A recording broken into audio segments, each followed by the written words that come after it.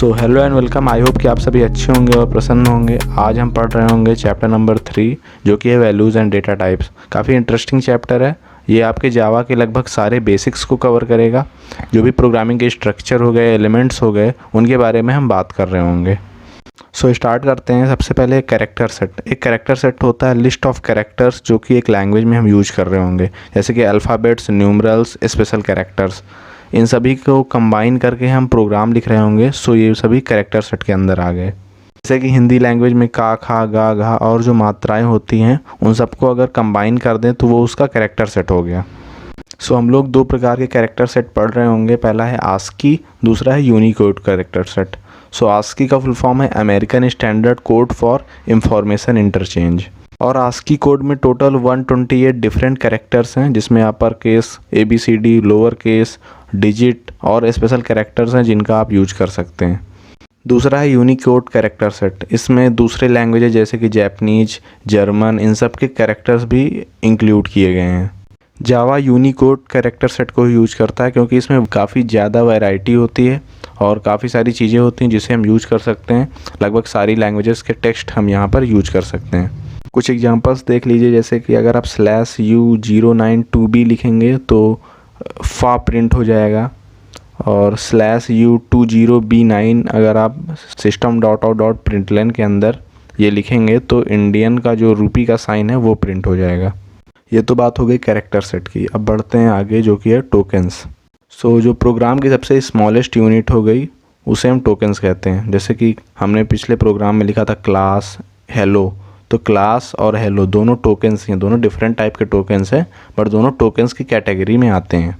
So total 5 प्रकार के tokens हमको पढ़ने हैं, जैसे कीवर्ड, आइडेंटिफायर, लिटरल, पंक्चुएटर, ऑपरेटर। सो हम एक एक करके सब पढ़ रहे होंगे। सबसे पहला है कीवर्ड। कीवर्ड, इनको रिजर्व्ड वर्ड भी बोलते हैं क्योंकि इनकी स्पेसिफिक मीनिंग कंपाइलर को पता है। आप कीवर्ड को क्लास का नेम नहीं दे सकते क्योंकि कीवर्ड एक स्पेसिफिक है या फिर इसकी एक डिफरेंट मीनिंग है जो कि कंपाइलर को समझ में आती है।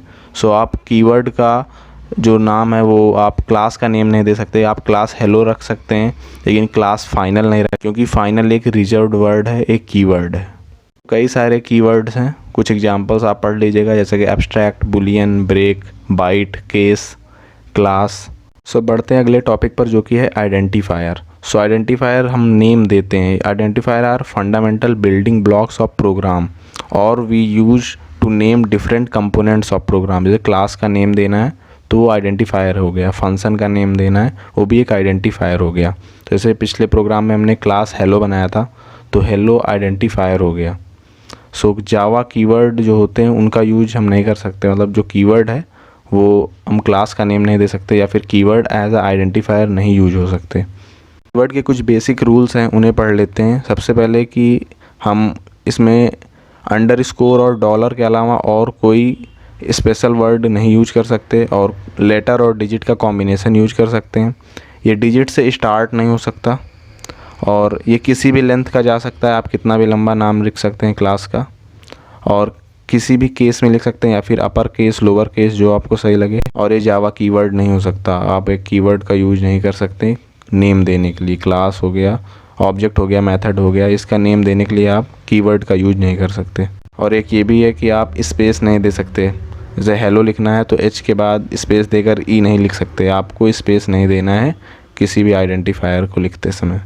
रूल्स याद रखिएगा, काफ़ी ज़्यादा इंपॉर्टेंट हैं। एक्सरसाइज में भी ऐसे क्वेश्चंस हैं जिसमें रूल्स का यूज होता है।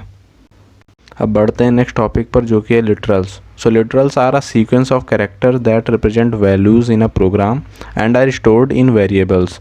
सो अगर आपको दो नंबर्स का सम करना है, या सपोज A एंड B का सम करना है, तो A के अंदर जो वैल्यू स्टोर होगी जैसे 5 या 10, तो वो लिटरल होती है। लिटरल वैल्यूज़ होती हैं। जैसे नेम है, नेम के अंदर हमने राम लिख दिया तो राम क्या हो गया, वो लिटरल हो गया।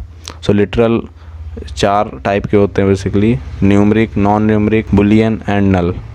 सो न्यूमरिक लिटरल्स, जैसे कि नेम से पता चल रहा है इसमें नंबर्स होंगे। सो नंबर्स वाली वैल्यूज़ न्यूमरिक लिटरल्स के अंदर आती हैं। ये दो टाइप्स का होता है, इंटीजर और रियल। सो जितनी पॉजिटिव निगेटिव वैल्यूज़ होती हैं वो इंटीजर लिटरल में होती है, जैसे 500, 1000, -500, तो ये इंटीजर लिटरल के अंदर आती हैं। जैसे अगर पॉइंट लगाना आ गया, ऐसे डेसिमल यूज कर रहे हैं आप 500.5 1000.10 कुछ ऐसी वैल्यूज़ हैं तो वो रियल लिटरल के अंदर आएंगी। दूसरा है नॉन न्यूमरिक लिटरल। अब जैसे कि जो जिसमें नंबर्स नहीं वो नॉन न्यूमरिक हो गए, जैसे कैरेक्टर्स हो गए, वर्ड हो गए, कोई सेंटेंस हो गया, ये सब नॉन न्यूमरिक लिटरल के अंदर आते हैं। इसमें दो है कैरेक्टर एंड स्ट्रिंग। अगर एक वर्ड है आपके पास तो वो कैरेक्टर लिटरल के अंदर आएगा, और अगर एक वर्ड है या फिर मल्टीपल वर्ड्स हैं, सेंटेंस है, तो वो स्ट्रिंग के अंदर आएगा। कैरेक्टर लिटरल सिंगल कोट्स के अंदर लिखा जाता है और स्ट्रिंग या फिर सेंटेंसेस, वर्ड्स, ये सब डबल कोट्स के अंदर लिखे जाते हैं। सो ये बेसिक डिफरेंस होता है कैरेक्टर और स्ट्रिंग में। अगर मान लो एक ही वर्ड है, अगर उसे हम डबल कोट्स के अंदर रख देंगे तो वो स्ट्रिंग ही हो जाएगा। सो ये डिफरेंस याद रखना, क्वेश्चंस में दे सकता है कि अगर एक ही वर्ड है आप उसे कैरेक्टर भी समझ सकते हैं लेकिन वो कैरेक्टर नहीं है, अगर डबल कोट्स हैं तो वो स्ट्रिंग ही होगा। नेक्स्ट है अपना बुलियन लिटरल। अगर जैसे ट्रू या फॉल्स में हमको आंसर करना है तो वहाँ पर बुलियन लिटरल होता है। जैसे लॉजिकल क्वेश्चंस हो गए जो कि या फिर सही होगा या फिर गलत होगा, तो वहाँ पर बुलियन लिटरल होता है। लास्ट है नल लिटरल। तो अगर जैसे आपने एक क्लास बनाई, क्लास के अंदर कुछ नहीं लिखा, सो उसका आउटपुट क्या होगा? सो डिफ़ॉल्ट आउटपुट नल होता है। जितने भी नॉन प्रिमिटिव डेटा टाइप्स होते हैं, ये आगे पढ़ रहे होंगे कि नॉन प्रिमिटिव, प्रिमिटिव, ये सब क्या होता है। अब चलते हैं अगले टोकन पर जो कि है punctuator. So punctuator are symbols used for grouping and separating the code. So code के बीच में जो ग्रुपिंग या फिर सेपरेट करना है वो काम पंक्चुएटर का होता है। इसे सेपरेटर भी बोलते हैं। सो जैसे semi colon, comma, curly bracket, parenthesis, square brackets, period, ये सभी पंक्चुएटर्स हैं। सेमी कॉलन तो सबसे ज़्यादा यूज होता है, लगभग हर लाइन के लास्ट में हम सेमी कॉलन यूज करते हैं जावा के अंदर।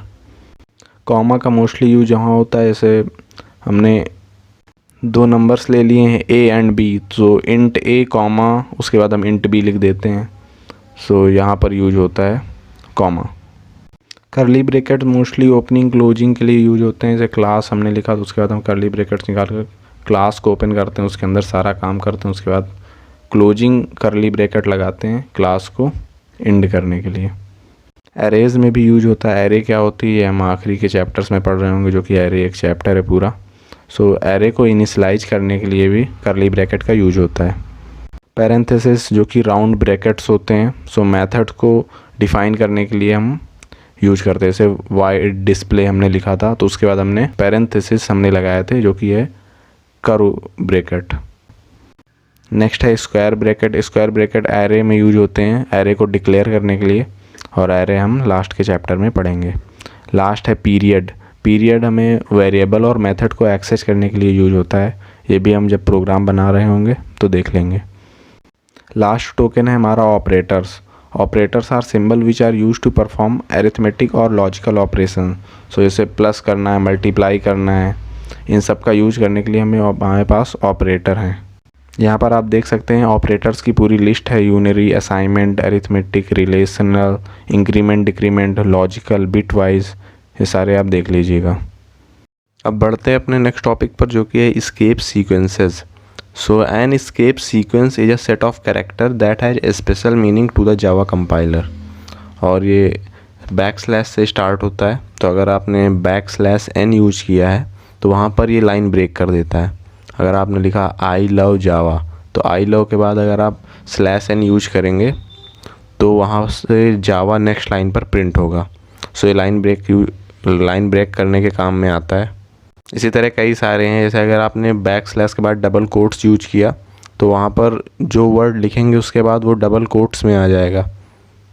अगर आपने /a यूज किया तो वहाँ पर ये एक साउंड प्रोड्यूस करेगा जब प्रोग्राम रन होगा। तो इस चैप्टर का रिमेनिंग पोर्शन हम दूसरे पार्ट में कवर करेंगे। तब तक के लिए पढ़ाई करते रहें और प्रसन्न रहें। चैनल को सब्सक्राइब कर लीजिएगा फॉर मोर सच वीडियोज़, और पूरा वीडियो देखने के लिए थैंक्स।